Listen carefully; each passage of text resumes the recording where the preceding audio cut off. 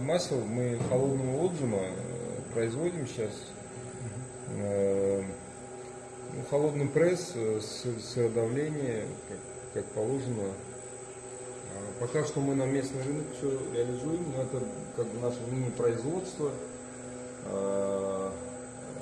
Мы планируем в ближайшем будущем уже построить свое производство, здания промышленные, соответственно, современным стандартным требованиям. И тут у нас леса.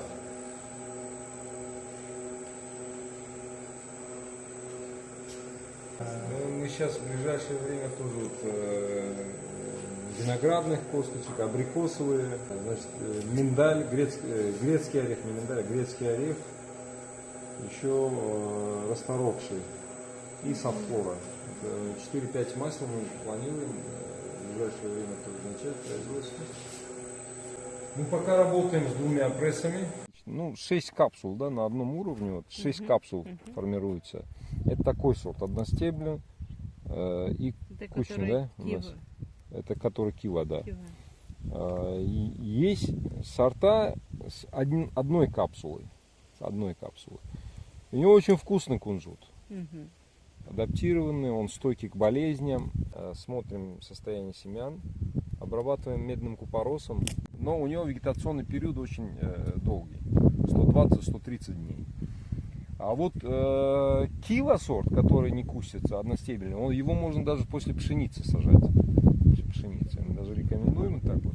Вот эти 2 сорта. В основном с 2017 года мы работаем.